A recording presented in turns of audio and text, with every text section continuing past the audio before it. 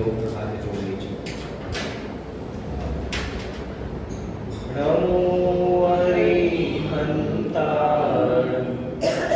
नमो सिद्धाय, नमो वायवीयाय, नमो वज्राय, नमो योगे सत्विशाभूतम्।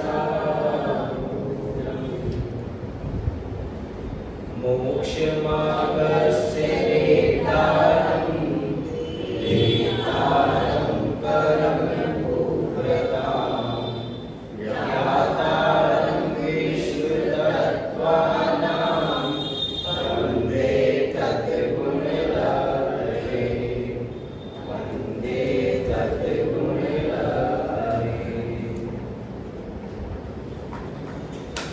आचार्य उमा स्वामी देव द्वारा विरचित तत्वार्थ सूत्र नामक ग्रंथ अपर नाम मोक्ष शास्त्र, जिसका अध्याय 1 हमने प्रारंभ किया था और लगभग 4 सूत्रों की चर्चा की।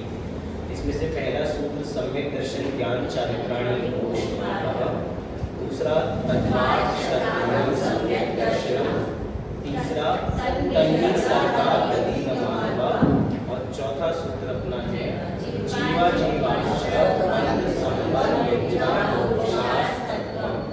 आज सभी के ग्रंथ कहाँ चले गए? आज एक ही ग्रंथ है सबके बीच में, ग्रंथ नहीं आज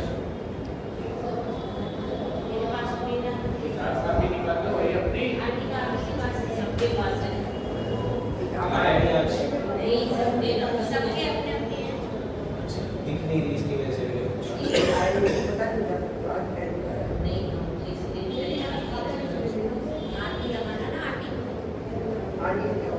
चलिए वापसी विषय पे आते हैं। 4 सूत्रों में से कल हमने चौथे सूत्र की चर्चा प्रारंभ की थी, जिसके अंदर 7 तत्वों के नाम बताए गए थे। ये 7 तत्व हैं जिनके श्रद्धांत से सम्यक दर्शन प्रकट होता है। जीव, अजीव, आश्रव, बंध, संवर, निर्जरा, मोक्ष। होमवर्क दिया था आपको, ये 7 नाम कैसे याद कराने? सीधे तो याद ही है सबको, उल्टे याद है या नहीं? बात ये है कि बस 7 तत्व का सही स्वरूप पता होना चाहिए। नाम हम कैसे भी याद रखें, लेकिन नाम याद होने चाहिए। फिर हमने इसकी और भी चर्चा की थी। मुख्यतः हमने जीव की चर्चा पूरी कर ली थी, हमने अजीव की चर्चा देखी थी, आश्रम की चर्चा, बंध, संवर, निर्जरा, मोक्ष, इनको 2 रूपों में देखा था, द्रव्य और भाव के रूप में। जिसमें ये बताया गया था कि जब द्रव्य का पक्ष हाईलाइट होगा तो भाव उसमें निमित्त बनेगा, और जब भाव का पक्ष उपादान होगा तब द्रव्य उसके अंदर निमित्त बनेगा। फिर हमने द्रव्य तत्व में कर्मों को सभी की अपेक्षा देखा था। यहीं से एक बार विषय प्रारंभ कर लेते हैं, जिससे आगे का विषय हमारा कनेक्ट हो जाएगा।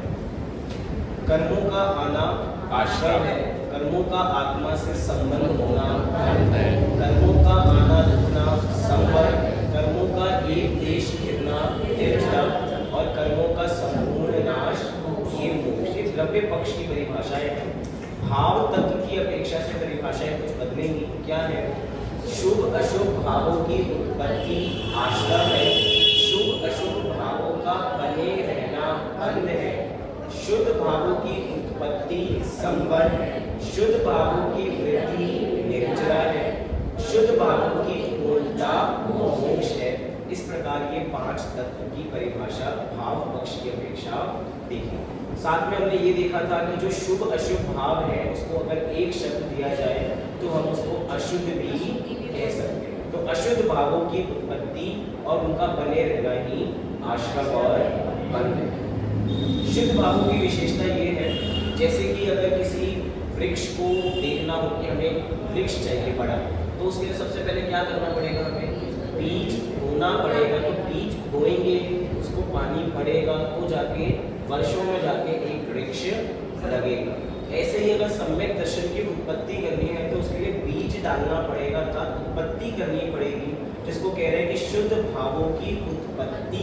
इसका नाम क्या है? संवर है। और शुद्ध भावों की वृद्धि निर्जरा है। अभी भी हमारे कर्मों की निर्जरा होती है, लेकिन वो शुद्ध भावों से निर्जरा नहीं होती। वो तो जो कर्म जितने समय के लिए बनते हैं, अपनी स्थिति पूरी करके हमसे बिछुड़ जाते हैं, वो भी निर्जरा है, लेकिन वो किसी काम की निर्जरा नहीं है। तभी हम निर्जरा को भी दो तरीके से देखते हैं, सकाम निर्जरा और एक अकाम निर्जरा। जो काम की निर्जरा है वो सकाम हो जाती है, जो बिन काम की निर्जरा है वो अकाम निर्जरा। बहुत सरल भाषा में ऐसा इसको देख सकते हैं। अब इसके आगे का विषय हमें यहाँ से प्रारंभ करना है। इनमें पुण्य पाप का ग्रहण क्यों नहीं किया? क्योंकि 7 तत्व हैं और हमने सुना है कि 9 पदार्थ भी होते हैं। 7 तत्व और 9 पदार्थ। तो 9 पदार्थों में क्या ऐसा एडिशन हुआ? कह रहे हैं क्योंकि आश्रव बंध में उनका अंतर्भाव हो जाता है। किसका? पुण्य और पाप। समय सार में भी यही प्रश्न कि समय सार के अंदर अलग से आचार्य कुंद देव ने ये पुण्य पाप अधिकार क्यों लिखा? क्योंकि अक्सर जीव की भूल आश्रव बंध की ही है। तो आचार्य देव ने आश्रव और बंध को पहले के अधिकारों में भी समझाया, लेकिन एक बार सबके सब तत्व समझाने के बाद भी लगा चलो एक बार और पुण्य पाप की चर्चा कर लेते हैं। क्योंकि सबसे ज्यादा भूल कहाँ होती है जीव को? पुण्य और पाप में नहीं होती। भूल कहाँ होती है? पाप को हम बुरा जानते हैं और पुण्य को भला जानते हैं। यही तो भूल है कि हम पाप को बुरा जानते हैं और पुण्य को भला जानते हैं। कि अगर पुण्य भला होता तो वो आश्रम और बंध का भेद थोड़ी होता। क्योंकि आश्रम और बंध क्या करते हैं? कर्मों को लाने का काम करते हैं। और जब तक हमारे पास एक भी कर्म रहेगा तब तक हम अनंतों की श्रेणी में नहीं आ सकते। अर्थात जब हमें कर्म रहित होना पड़ेगा, सिद्ध बनना है तो सर्व कर्म रहित होना पड़ेगा। इसीलिए पुण्य पाप की चर्चा को विशेष थोड़ा स्थान दिया गया। पंडित बनारसी दास जी ने नाटक समय सार लिखा। नाटक समय सार के अंदर भी उन्होंने पुण्य पाप की चर्चा विशेष की, इसी बेस के ऊपर कि जो पुण्य पाप का खेल चलता है कि है ये दोनों एक ही की संतान, लेकिन अब एक अच्छे के घर में चली गई और एक ब्राह्मण के घर में चला गया और एक चंडालनी के घर में चला गया, लेकिन दोनों एक ही माता की संतान है। अब माता एक है अर्थात दोनों ही पाप है। तभी हमारे ग्रंथों में कहा कि कोई विरला पुरुष कहे कि पुण्य ही तो पाप है। हम पूजन भी सुबह करते हैं तो हम पूजन में पूजा प्रतिज्ञा पाठ में अंतिम में पढ़ते हैं पुण्यम जुहोमि, मैं पाप तो तजा था अब पुण्य तजूंगा। मैंने पाप को तज दिया। जब मैंने मंदिर में प्रवेश किया था निस्सही कहते ही मैंने सभी पाप का त्याग कर दिया था, लेकिन अब जो ये कर रहा हूँ मैं इस पुण्य को भी तजूंगा, क्योंकि इसको तजे बिना भी कार्य होने वाला नहीं है। इसीलिए कह रहे कि पुण्य पाप का ग्रहण क्यों नहीं किया? क्योंकि उसका तो ग्रहण कहाँ कर लिया था? आश्रम और बंध में कर लिया था। अब एक एक तत्व को यहाँ से समझाने जा रहे हैं। वैसे देखा जाए तो एक एक तत्व के लिए आगे के एक एक अधिकार पूरे समर्पित है, लेकिन इनको समझना बहुत ज्यादा जरूरी है। क्यों? क्योंकि इसी के बेस पे हमारा सम्यक दर्शन। आश्रम 2 प्रकार से परिभाषाएं दी गई हैं, भाव आश्रम और द्रव्य आश्रम। भाव आश्रम क्या कह रहे हैं? जिन मोह राग द्वेष भावों के निमित्त से ज्ञानावरणादि कर्म आते हैं, उन मोह राग द्वेष भावों को भाव आश्रम कहते हैं। द्रव्य आश्रम की परिभाषा क्या दी? भाव आश्रम के निमित्त से ज्ञानावरणादि कर्मों का स्वयं आश्रम द्रव्य आश्रम है। आपको ये बात पता लगी होगी जो हमने पहले देखी थी कि जब द्रव्य को हाईलाइट करेंगे तो भाव निमित्त बन जाएगा, जब भाव को हाईलाइट करेंगे तो द्रव्य निमित्त बन जाएगा। ऐसे ही आपको यहाँ परिभाषाओं में देखने को मिलेगा। भाव आश्रम सीधी सी बात है जो हमें पांचों के 5 तत्व में देखनी है। द्रव्य का कोई कार्य नहीं है जब तक उसके अंदर भाव नहीं। हमारे शरीर के अंदर भाव तब आता है जब इसके अंदर आत्मा है। आत्मा इससे अलग हो जाए तो इस शरीर का कोई मूल्य है? इसका कोई मूल्य नहीं है। अब कह रहे हैं कि वो द्रव्य आश्रम क्या है? द्रव्य आश्रम, द्रव्य जो भी ले लीजिए, द्रव्य आश्रम बंध संबंध, ये सब कर्म है। इसके अंदर की जान कौन भर रहा है? वो भाव का पक्ष भर रहा है। इसका मतलब कि कर्म की कोई गलती नहीं है। गलती तो वास्तव में जीव की ही है, जिसके कारण कर्म हमसे आके चिपट जाते हैं। कर्म हमसे बंधना नहीं चाहते, हम कर्मों को बुलाते हैं कि आओ हमसे बंधो। कैसे?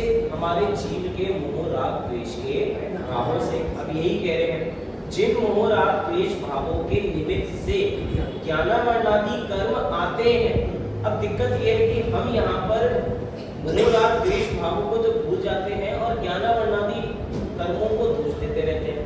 हमें कोई चीज़ याद क्यों नहीं हो रही, हमें कोई चीज़ सही समय पे याद क्यों नहीं आती, वो ज्ञानावरण कर्म का थोड़ा उदय चल रहा है ना, तो ज़्यादा ज्ञान का आवरण है, इसकी वजह से वो चीज़ हमें समय पे याद नहीं आती है। कोई दर्शन में विकार आ जाए, दर्शन में कोई चीज़ आड़े सामने आ जाए, सबसे पहले भैया दर्शनावली कर्म का उदय चल रहा होगा। हमें जैसे ही प्रवचन के समय पे, स्वाध्याय के समय पे अक्सर होता है, या बच्चों को पढ़ते हुए समय कि अगर बच्चों को नींद लानी हो तो उनके सामने किताब रखो और किताब देखते ही उनको अपने साथ भी है। हम जैसे ही स्वाध्याय में बैठते हैं हम आलसी हो जाते हैं। पूजन में तो हम थोड़े अच्छी तरह ताली बजाते रहते हैं, शोरगुल होता रहता है, भक्ति संगीत चलते रहते हैं। प्रवचन में क्या होता है, स्वाध्याय में क्या होता है, कक्षा में क्या होता है, हमें तो आराम से आके बैठना है। अब धीरे धीरे क्या होता है कि दर्शनावली कर्म थोड़ा जागृत होता है, उसमें से कोई एक न एक कर्म की प्रकृति जागृत होती है, चाहे वो निद्रा हो, निद्रा हो, प्रश्ना हो, प्रश्ना हो, और हमारी थोड़ी गुणस्थान बदलने लग जाते हैं। अभी ऐसे थे, थोड़ी देर बाद 2-3 झटके खाने लगे, तो उसमें दोष किसका था? दोष हमारा थोड़ी था, दोष तो कर्म का था कि कर्म का होते आया, मेरी थोड़ी कोई गलती थी, मैं तो सुनना चाहता था। यही दिक्कत है कि हम दोष किसको दे देते हैं? कर्म को दे देते हैं। लेकिन कर्म का दोष थोड़ी है भैया, कर्म तो जड़ है, जड़ के अंदर ज्ञान थोड़ी है। ये कर्म बांधे किसने थे? ये जीव ने बांधे थे, तो भैया वो तो अपना काम करेंगे, वो तो वफादार है बिल्कुल। वो तुमने बांधे थे तो निश्चित रूप से वो उदय को आएंगे ही आएंगे। भूल मेरी थी कि मैंने वो कर्म बांधे क्यों थे, दर्शनावली कर्म का उदय क्यों आया होगा? विचार कीजिए, किसी न किसी के दर्शन में हमने बिगड़ डाला होगा, हमने किसी न किसी के दर्शन में मतलब रुकावट की होगी।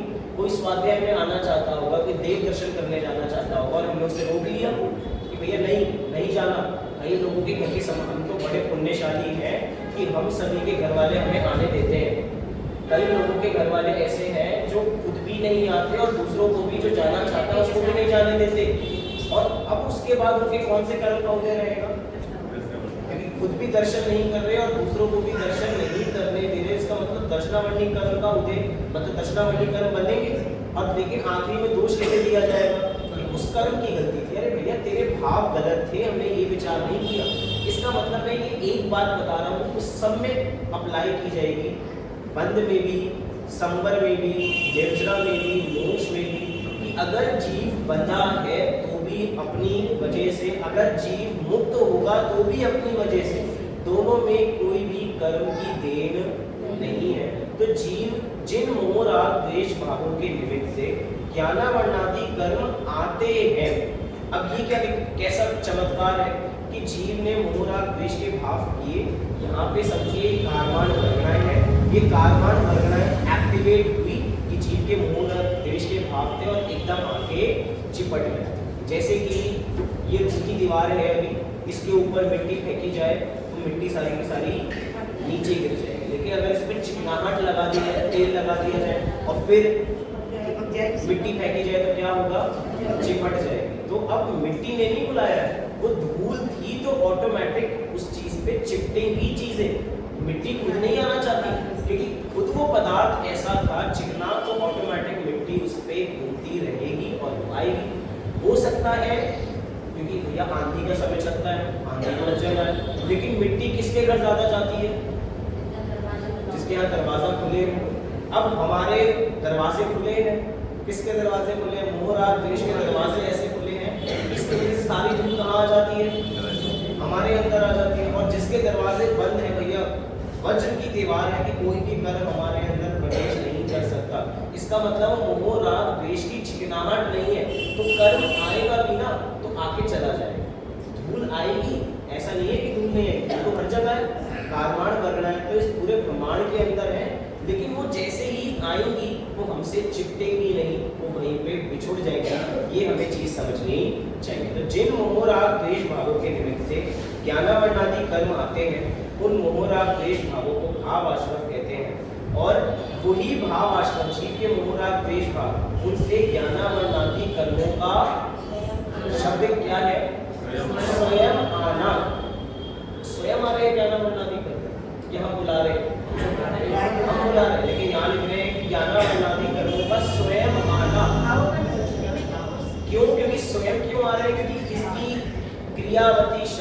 स्वतंत्र है, ये किसी के अधीन नहीं है। क्योंकि निमित्त वाली बात ऊपर लिख दी कि जीव के मोहराग देश मतलब भाव आश्रम के निमित्त से, तो भैया कर्म अपना काम स्वयं करते हैं, उनको किसी की सहायता की आवश्यकता नहीं है।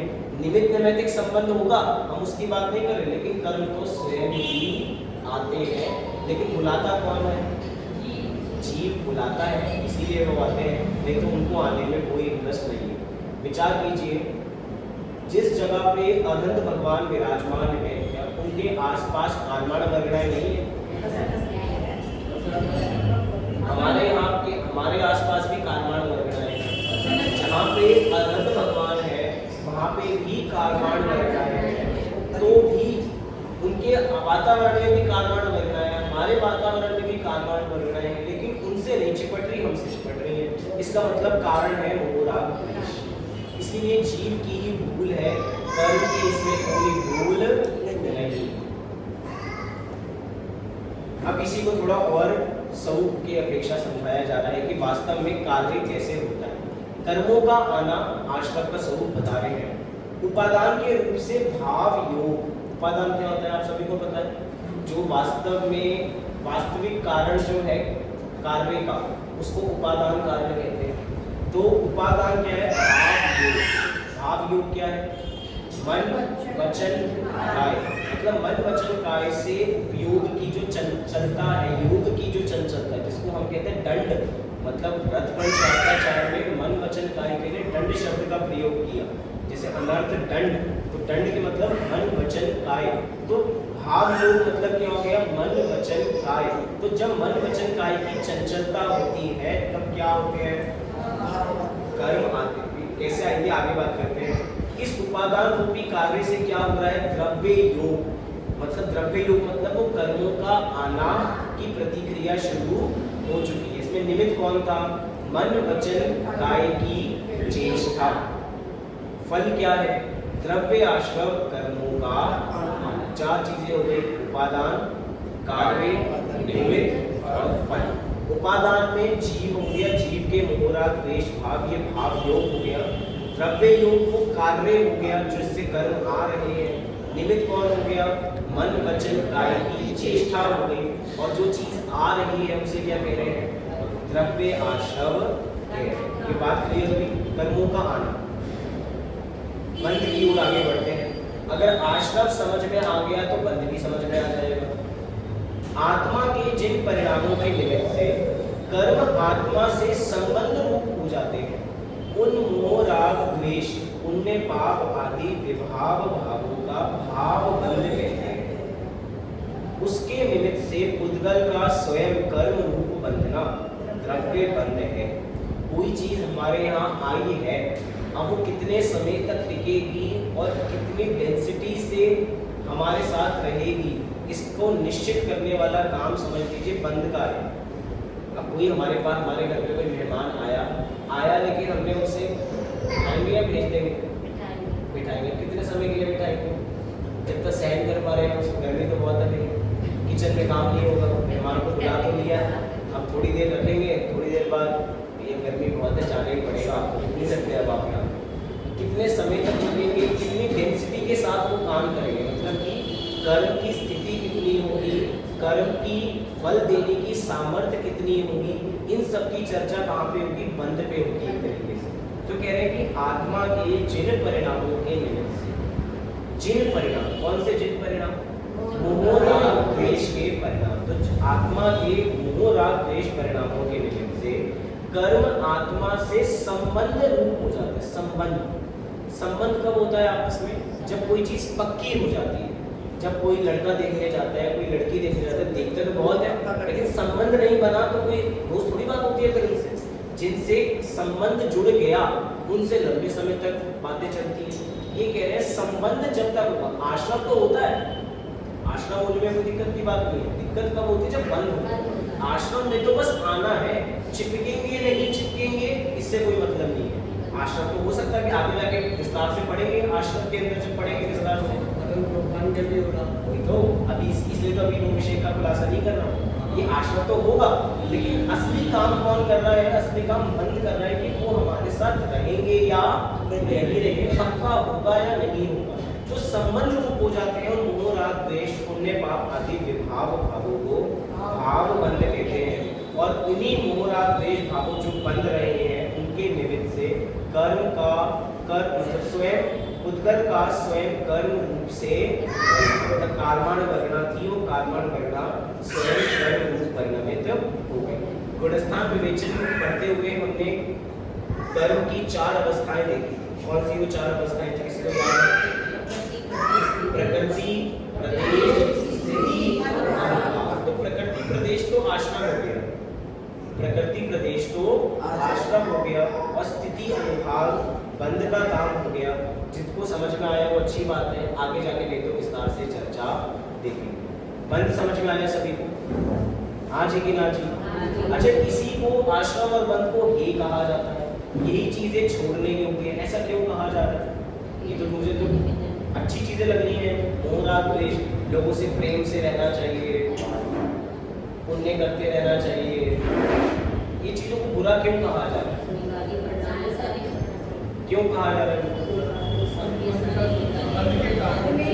बंध के करता हूँ, मैं तो बंधना पसंद है ना। हमने शादी की थी तो बंधने के लिए की थी। अभी बताया ना, पाप तो सजा है,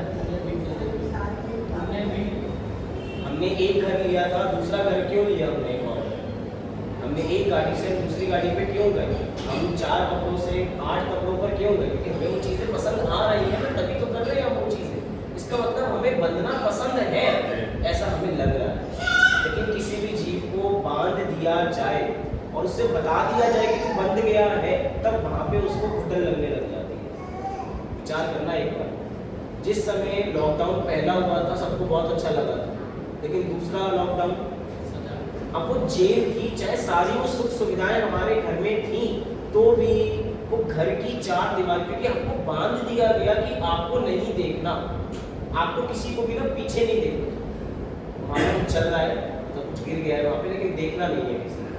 अब एक इच्छा जागेगी कि एक बार कभी तो देख लूँगी, पर तो क्या गिरा है पीछे, सच्ची में है कुछ गिरा हुआ है, देखना नहीं है आपको। देखो 2-3 लोगों ने देखा कभी ना कभी, मैं इधर देखूंगा तो इधर से कोई ना कोई पीछे देखेगा।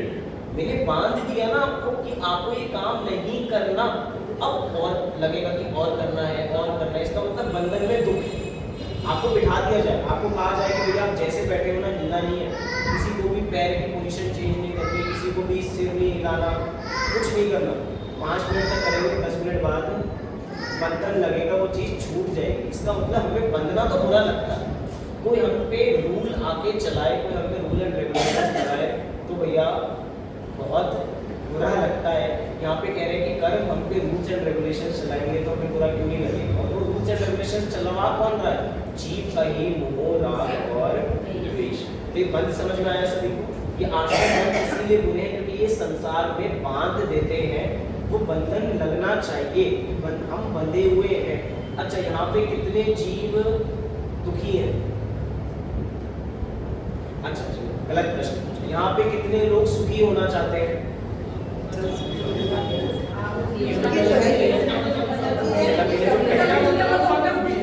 मैंने जो पहले प्रश्न पूछा था कि यहाँ पे कौन कौन दुखी है, उस पे किसी ने हाथ नहीं खड़ा किया, और कौन कौन सुखी होना चाहता है, इसमें सबका हाथ खड़ा हुआ है।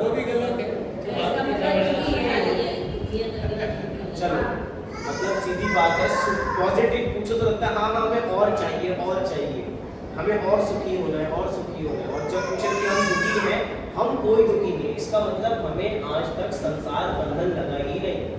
पंडित टोडरमल जी ने वैद्य का उदाहरण हर अध्याय के अंदर दिया हुआ, रोगी और वैद्य। क्यों दिया उन्होंने? कि जब तक रोगी को अपने रोग का एहसास होगा ही नहीं, तब तक वो उसका उपचार कैसे कराएगा? हमें संसार का भव रोग हुआ है, इसका एहसास हमें है ही नहीं, तो हम देव शास्त्र गुरु के समागम में आते ही नहीं कि हमें उनसे कोई सही उपचार मिले। आते भी हैं तो जैसे फॉर्मेलिटी, क्योंकि भैया डॉक्टर की दवाई लेकर तो आते हैं, लेकिन हम क्या करें, हम सब अपने घर में डॉक्टर हैं तो डॉक्टर की सुनते तो हैं लेकिन उसकी मानते नहीं है। देव शास्त्र गुरु के पास आते तो हैं लेकिन उनकी मानते नहीं, कि भैया उन्होंने अलग मोक्ष का मार्ग किया हुआ, मेरे से ज़्यादा थोड़ी ज्ञानी है वो जो बैठे हैं ऊपर, मैं उनसे ज़्यादा ज्ञानी हूँ, मेरे पास अलग मोक्ष का मार्ग है। वो तो बड़े कठिन रास्ते से गए थे, मेरे पास सरल मार्ग है, जो मैं कर रहा हूँ सब कुछ सही है, जो उन्होंने किया था वो तो बड़ा कठिन था।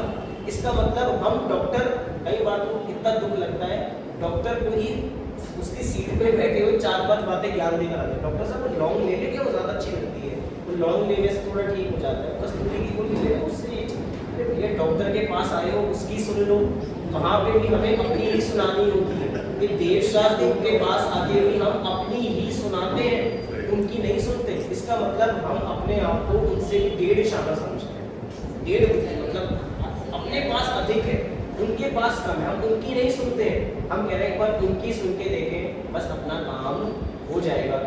तो हमने आश्रम और बंध समझा, इसी को थोड़ा और आगे समझा रहे हैं कि राग परिणाम मात्र ऐसा जो भाव बंध है, वह द्रव्य बंध का कारण होने से वही निश्चय बंध है एवं छोड़ने योग्य है। क्या छोड़ने योग्य है?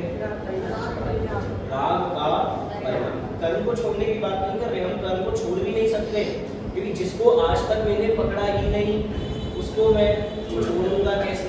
कोई अभी मुझे शिक्षण मिला और मैंने कहा कि भैया जेल से कब छूट कर आए, वो एकदम आँख बबूल हो गई, भैया तुमने मुझे जेल पहुंचा दिया, मैं जेल गया कब जो जेल से छूटूंगा? जो जेल गया होगा वही तो उससे छूटेगा।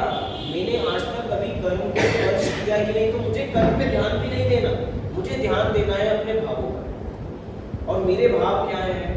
मोह राग द्वेष। तो जब ये मोह राग द्वेष के भाव नहीं होंगे तो निश्चित रूप से हमें इसको जो प्रेजेंट में है उसको भी छोड़ने का भाव आएगा। वो बुरे हैं, ये छोटे बच्चे को ना बार बार अगर स्विच नीचे लगा दिया जाए ना बिजली का सॉकेट, तो उसको उसमें उंगली डालने में बड़ा मजा आता है। उसके हाथ में कैंची दे दी जाए तो उसे चलाने में बड़ा मजा आता है, लेकिन उसके माता पिता ये चीज़ देखते हैं तो उन्हें बड़ा अच्छा लगता होगा, बच्चा तो कैंची लेके अच्छी काम करे। चक्कू बच्चे के हाथ में देखे तो अच्छा लगता है, छोटा बच्चा इसके हाथ में चक्कू है, उससे तो बहुत मजा आ रहा है, उससे बहुत आनंद आ रहा है, लेकिन उसके माता पिता को पता है कि ये कितना हानिकारक है उसके लिए, उसको शौक लग सकता है, उसका हाथ कट सकता है, कुछ भी दुर्घटना हो सकती है। लेकिन इसका मतलब वो नहीं जानता, जो उनसे ज्ञानवान है वो लोग जानते हैं। ऐसे ही हम आश्रम और बंध को बुरा नहीं जानते, लेकिन हमसे जो ज्ञानवान है वो ये जानते हैं कि आश्रम और बंध कैसा है, बुरा है। तो भैया हम अपनी बुद्धि ना लगाएं, कुछ काम उनकी बुद्धि से भी करें। हमें हर जगह बुद्धि लगाने की आवश्यकता नहीं। अच्छा, कब तक लगाएंगे अपनी बुद्धि? लगा सकते हैं, इतनी बुद्धि इतनी है हमें कि हम इतनी बुद्धि लगाएं कि हम अपने आचार्यों को चैलेंज करें, हम भगवान महावीर को चैलेंज करें। कुछ काम दूसरों के अनुभव से कर लेने चाहिए, जिंदगी बहुत छोटी है, हर काम करके सीखा जाए ऐसा नहीं है, कुछ काम दूसरों के अनुभव से सीख लेना चाहिए। एक्सपीरियंस तो मैटर करता है ना, लोग एक्सपीरियंस लोगों को हायर क्यों करते हैं? हर व्यक्ति को नए सिरे से मौका क्यों नहीं देते? क्योंकि भैया एक्सपीरियंस वालों को जल्दी काम पकड़ में आता है, तो उनकी बात सुनोगे तो कंपनी कहाँ से कहाँ पहुँच जाएगी। अगर हमें मुक्ति की प्राप्ति करनी है तो भैया वो सालों का एक्सपीरियंस लेके, अनंत काल का एक्सपीरियंस है, अनंत भगवान हो चुके हैं, इसलिए हमें अपनी बुद्धि लगाने की आवश्यकता नहीं। चलिए, ये तो हुई आशा और बंध की बात। अब सबसे जरूरी बात है संबंध, क्योंकि अगर ये प्रकट नहीं हुआ, हमने आज तक जितने वर्ष स्वाध्याय किया है बस इसको प्रकट करने के लिए, आज तक का जितना स्वाध्याय किया है किस चीज को प्रकट करने में लगाया है? संबंध को प्रकट करने में लगाया है। संबंध माने दूसरे शब्दों में सम्यक दर्शन, संबंध माने दूसरे शब्दों में सम्यक दर्शन। पूरी जिंदगी बस प्रवचन में हर समय यही सुनते आ रहे हैं कि सम्यक दर्शन चाहिए, एक बार सम्यक दर्शन प्रकट हो जाए। तो आइए संवर के स्वरूप को समझ ही लेते हैं और आज यहाँ से सम्यक दर्शन प्राप्त करके ही चाहिए। पक्का ठान लिया? देखो, कोई चीज ठान ली जाए तो वो चीज हो जाती है, हम ठानते ही नहीं है तो होती नहीं है वो चीज। देखो क्या कह रहे हैं संवर के लिए, आत्मा के जिन परिणामों के निमित्त से नवीन कर्म आना उठते हैं उन परिणामों को भाव संवर कहते हैं। आत्मा के जिन परिणामों के निमित्त से, कौन से परिणाम? पहले जो जिन परिणाम थे वो तो रागादि मोह राग द्वेष के परिणाम थे, ये कौन से परिणाम है? यही कोई परिणाम है। आत्मा के जिन परिणामों के निमित्त से नवीन कर्म आना रुकते हो, जीव के मोह राग द्वेष भावी है यहाँ पे। आत्मा, फिर से सुनो, आत्मा के जिन परिणामों के निमित्त से नवीन कर्म आना रुकते हैं, कौन से परिणाम? विशुद्ध परिणाम। पता नहीं क्या हो गया, सब लोग उल्टे ट्रैक पे चले गए, सबने पूरा देश भाव बोल दिया। आत्मा, अरे हमने पहले देखा ना यहाँ पे पहले वाली स्लाइड में, शुद्ध भावों की उत्पत्ति क्या है? शुद्ध भावों की उत्पत्ति क्या है? संवर है। तो यहाँ पे किन परिणाम की बात कर रहे होंगे? शुद्ध भावों की बात कर रहे हैं। तो यहाँ पे शुद्ध भाव उत्पन्न हो रहे हैं, इसका मतलब इसका बीजारोपण यहाँ किया जा रहा है। तो उन परिणाम का बीजारोपण से क्या होगा? नवीन कर्म आना रुकते हैं। इसका मतलब नवीन कर्म आना रुक रहे हैं, लेकिन कौन से? क्या सारे कर्म रुक जाते हैं? नहीं, सारे कर्म नहीं रुकते। वही कर्म रुकते हैं जो हमारे संसार को बढ़ाने वाले हैं। क्या कहा? जो कर्म हमारे संसार को बढ़ाने वाले थे, उन कर्मों पे रोक लगी है। इसका मतलब ये कि कर्म बदलेंगे, लेकिन हमें जो मेन काम करना था, जिनसे संसार हमारा बढ़ रहा था, हमने उनपे फुल स्टॉप लगाया। अब वो नए कर्म आने वाले हैं। अब हमें कोई टेंशन है?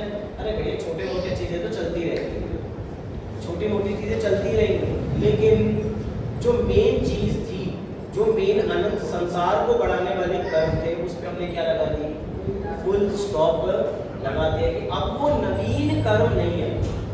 हमें लगता है कि संवर में कोई भी कर्म नहीं आएगा, ऐसा नहीं है। संवर प्रकट होने में कर्म बनते हैं, कर्म भी आते हैं, लेकिन वो कर्म ऐसे हैं, आ भी गए तो भैया ज्ञानियों को कोई टेंशन नहीं है, ज्ञानी रिलैक्स रहते हैं। क्योंकि एक बार उन्होंने सम्यक दर्शन अपने अनंत संसार को कम कर दिया। अनंतानुबंधी कषाय है, अनंतानुबंधी अनंत संसार को बांधने का काम करती थी, और उन्होंने अनंत संसार को बांधने वाली कषाय को अपने वश में खत्म कर दी।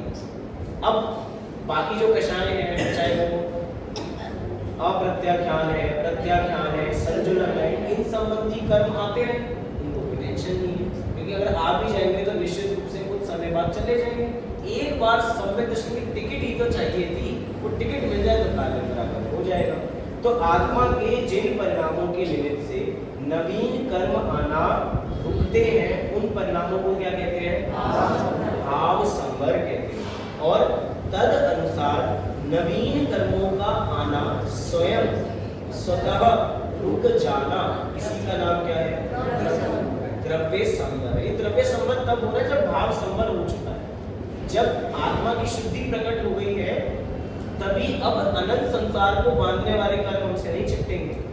उससे पहले तक सारे कर्म आते जा रहे हैं, आते जा रहे हैं, और हमें कोई फर्क नहीं पड़ता। फिर से पूछता हूँ, यहाँ पे कितने लोग दुखी हैं? यहाँ पे कितने लोग दुखी हैं? वही प्रश्न दोबारा, यहाँ पे कितने लोग दुखी हैं?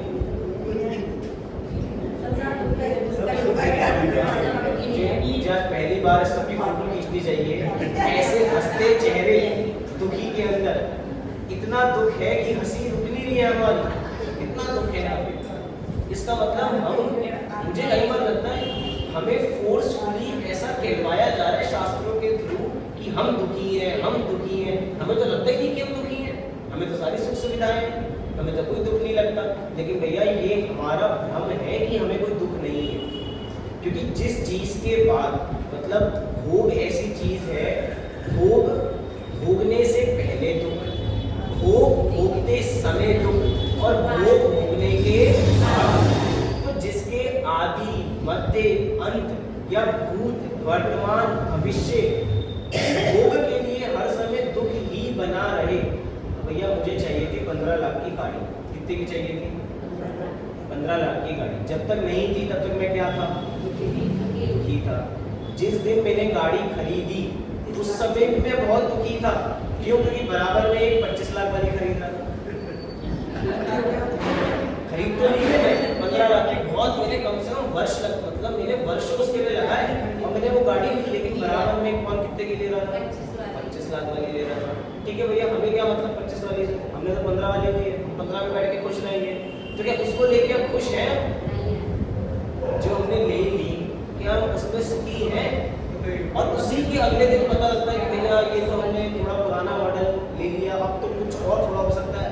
एक समय बाद लेते कुछ पैसे और डाउन हो रहे थे, फिर और दुख शुरू हो गया बराबर। इसका मतलब वो कुछ भी चीज़ों पे लगा लीजिए, जब तक गुलाब जामुन नहीं खाया था तब तक दुख की भैया मिलेगा मिलेगा, जब मिल गया तब ये था कि एक और मिलेगा नहीं मिलेगा, और जब 2-3 ज़्यादा खा लिए तब लग रहा है कि भैया वॉशरूम कहाँ पर है, तो जाना ही पड़ेगा। आदि मध्य अंत वो हमेशा दुख ही देने वाले हैं। आप विचार करके रखिए, मतलब ये गार्ड बांधने वाली चीज़ है कि जिसको हम सुख का कारण मान रहे हैं कि एक बार प्राप्त हो जाए।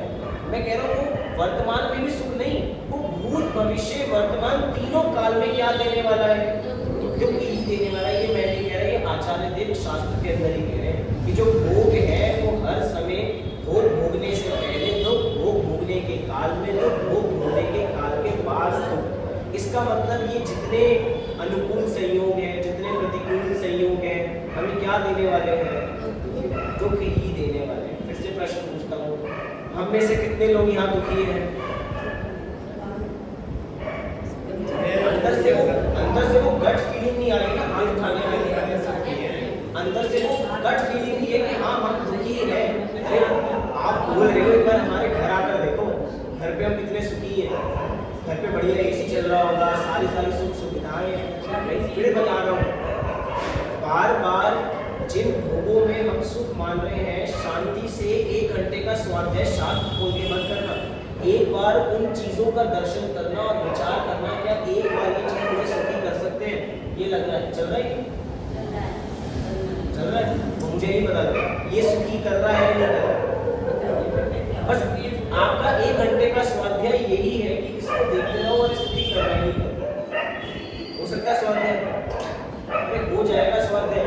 आप देखो, जब तक नहीं चल रहा था तब तक गर्मी गर्मी, जब गर्मी ना रहे, इसके बिना भी गर्मी नहीं।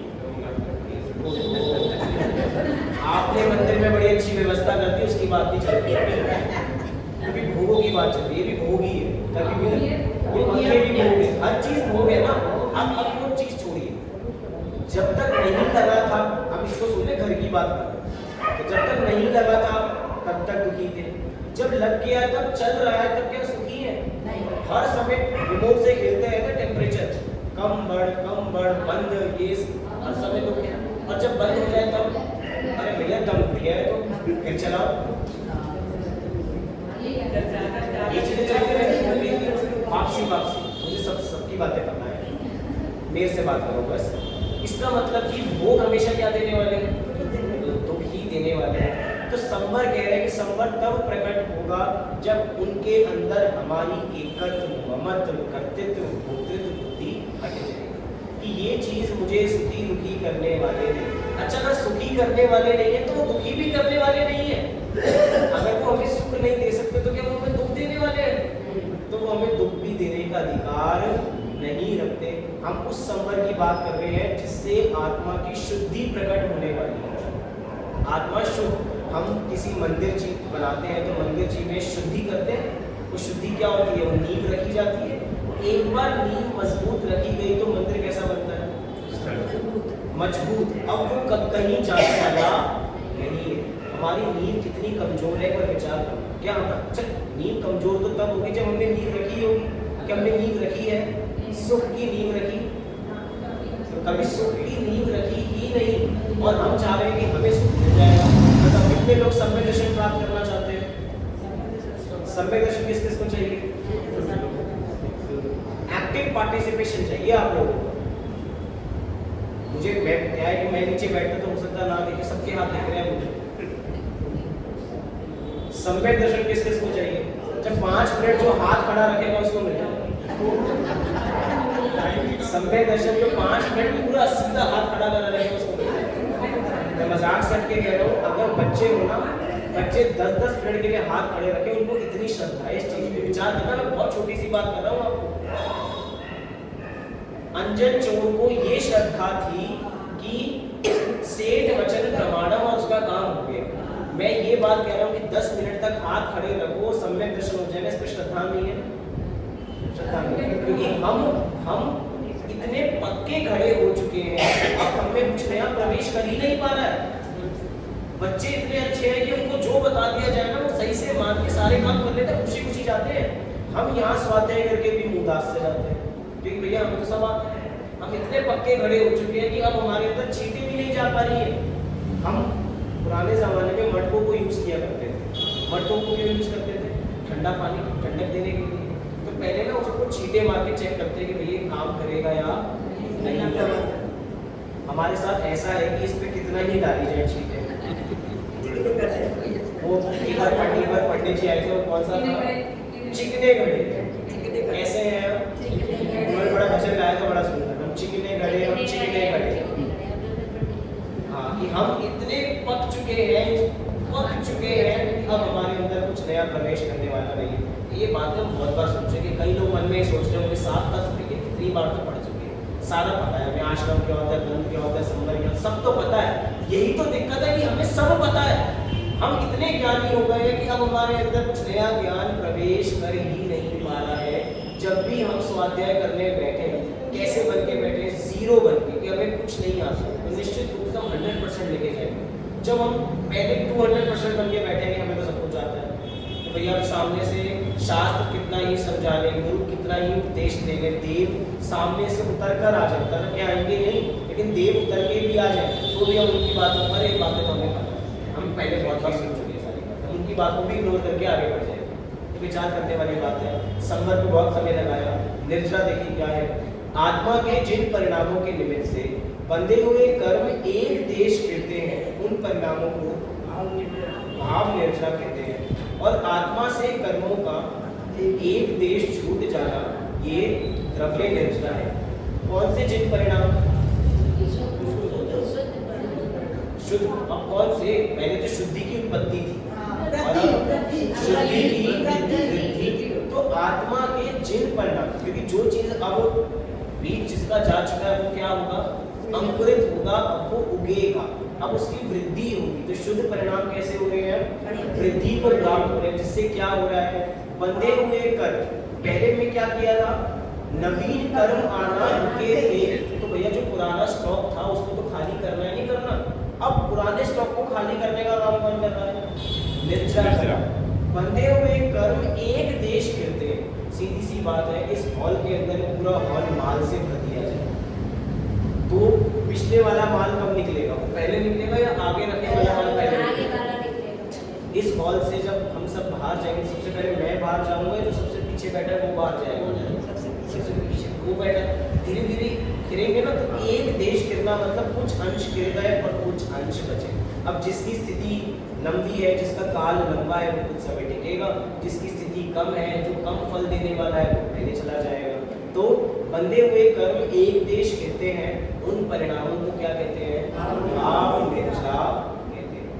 और आत्मा से कर्मों का एक देश छूट जाना, यहाँ पे तो शुद्धि की वृद्धि हो रही थी, लेकिन यही शुद्धि की वृद्धि क्या कर रही है? कर्मों की जो अकड़न थी, अकड़ के हमसे चिपके हुए थे, वो अकड़न ढीली पड़ रही है, और ढीली पड़ते पड़ते वो हमसे जो कर्म रूप परिणाम थे वो अकर्म रूप हो रहे हैं। जो अभी कर्म रूप परिणाम थे वो वापसी कार्माण परिणामों में परिणमित हो रहे हैं। इसी को कहा जाता है कर्मों का नाश होना, इसी को कहा जाता है कि कर्म का अकर्म रूप होना, इसी को कहा जाता है कि कर्म का कार्माण परिणाम में बदलना।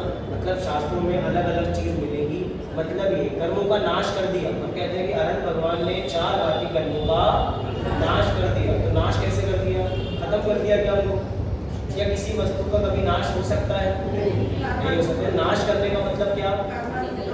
कर्माण रूप कर, मतलब अपने जो कर्म थे वो अकर्म रूप कर दिए। अब वो कर्म उनसे एसोसिएटेड नहीं है। जिस घर में आज हम रह रहे थे, अब हमने वो घर छोड़ दिया, तो किसी के नाम पे तो रजिस्टर होगा ना, अब वो किसी और के नाम पे रजिस्टर हो गया, हमसे चीज छूट गई। ऐसे हमें समझना चाहिए। निर्जरा समझ में आई? हाँ जी कि ना जी? तो शुद्धि की उत्पत्ति संवर है, शुद्धि की वृद्धि निर्जरा है। मोक्ष, किस किस को मोक्ष चाहिए? 5 मिनट तक जो हाथ खड़ा करेगा उसको मोक्ष मिल जाएगा। उसको लालच दो, पक्का? 3-4 लोगों को विश्वास नहीं है, 3-4 लोगों को विश्वास को खड़े ही नहीं कर रहे। देखकर मैं पीछे देख रहा हूँ सब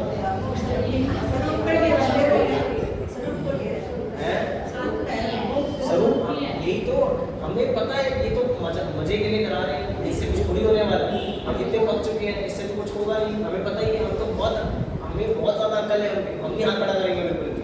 अरे मैं कह रहा हूँ खड़ा करो एक बार, सबको थोड़ी नींद आ रही है, पूरा पूरा हाथ खड़ा करो, सबको करना पड़ेगा, जो बैठा है सबको करना पड़ेगा। हाँ ये बात, जब कहते हैं कि भैया ऊपर हाथ जोड़ करके पूरी भक्ति करें, सब उठा देते हैं हाथ। और मैं कह रहा हूँ मोक्ष मिलेगा तो किसी को नहीं होगा, पानी मिलने वाला मोक्ष भक्ति करके यहाँ मिल जाएगा। चलो हो गया सबका, चलो ठीक है, सबकी थोड़ी नींद खुल गई लग रहा था। क्या है कि हिलते रहते हैं ना, थोड़ा सचेत रहते हैं, ऐसा आराम से बैठ जाते हैं और पीछे भी क्या मिल गया, ये कुर्सी गलत लगवा दी, सबकी कुर्सी हटवाओगे। देखो मैं तो नहीं कह सकता ये, विचार करो जितना आराम मिल जाता है ना उतनी दिक्कत होती है। हमें जो भोग छोड़कर आए थे वही भोग हमें कहाँ मिल गया वापसी। हमें था कि ये मंदिर में गर्मी होगी तो क्या लग गया, हमें लगा है नीचे बैठना पड़ता तो क्या लग गया। मतलब सारी सुख सुविधाएं तो मिल रही है, कोई दिक्कत ही नहीं है। और रिलैक्सेशन चाहिए तो मैं पीछे टिक के, इसका मतलब हम पांचों इसलिए को तृप्ति तो कर रहे हैं।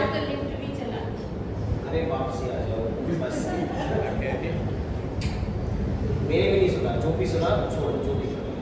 मतलब हम पांचों इंद्रियों को जब तक तृप्त करेंगे तब तक कार्य नहीं होगा। भैया मोक्ष चाहिए तो बहुत सरल बनना पड़ेगा। जब हम 10 लक्षण पढ़ते हैं तो 10 लक्षण में एक आता है उत्तम आर्जव। क्या है उत्तम आर्जव? आर्जव का मतलब क्या है? ऋजोर भावः आर्जवम्, कि सरलता का नाम क्या है? आर्जव है। तो हम इतने कुटिल हो चुके हैं कि हमारे अंदर धर्म प्रवेश ही नहीं कर पा रहा। धर्म का रास्ता हमने कैसे कर दिया, इतना टेढ़ा मेढ़ा धर्म, कितना था, इतना सरल सीधा मार्ग, अब हमने कठिन उसको बना दिया। कह रहे भैया भाव मोक्ष सच्ची में हो जाएगा, जो हाथ खड़ा रखेगा उसको मोक्ष हो जाएगा, लेकिन श्रद्धा रखनी पड़ेगी। बस दिक्कत की बात ये है, कितने डॉक्टर की दवाई लो जिसको हमें कुछ नहीं विश्वास है उस पर, लेकिन अगर उस पर श्रद्धा है ना, वो मीठी गोलियां भी देगा तो ठीक हो जाएगा। विचार पर श्रद्धा होनी चाहिए कि इससे ठीक हो जाएगा तो हो जाएगा, और आपका श्रद्धा ही है हमारी, ये अनंत है, ये हमारी श्रद्धा ही तो है। एक पाषाण से भगवान बन गए, कैसे बन गए? एक पाषाण से भगवान बने हमारी श्रद्धा में। पाषाण से भगवान कहाँ बनते हैं? श्रद्धा में तो बनते हैं। आज तक पंच कल्याणक से पहले इसको कोई पूछ नहीं रहा था, और 5 दिन में ऐसा क्या हुआ कि सब लोग नीचे झुकने लग गए। इसका मतलब हमारी श्रद्धा में वो क्या हो गए, अब वो पूजनीय हो गए। इसका मतलब श्रद्धा का ही खेल है। सम्यक दर्शन में 7 तत्वों की श्रद्धा ही है।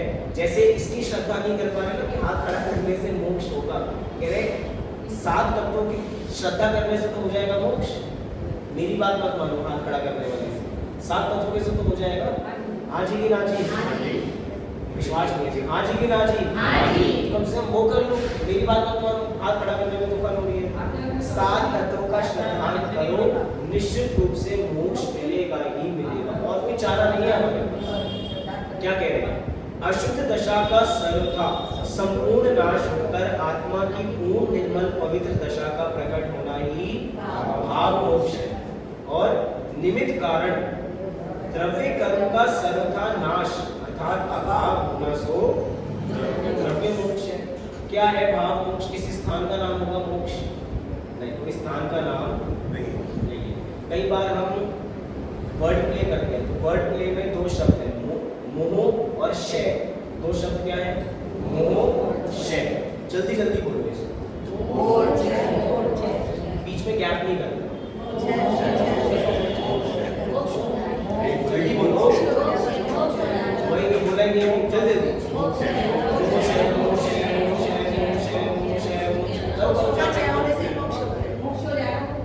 इसका मतलब मोह या मोह शय का शब्द करते करते क्या हो जाएगा? मोक्ष हो जाएगा। वास्तव में भी इसी का नाम मोक्ष है कि जब मोह का क्षय हो जाता है तो जीव को दृष्टि मोक्ष हो जाता है। जब हम पुनस्थान में हमने विषय पढ़ चुके हैं, 5 प्रकार के मुक्त जीव हमने पढ़े थे, उसमें सबसे पहला मुक्त जीव कौन थे?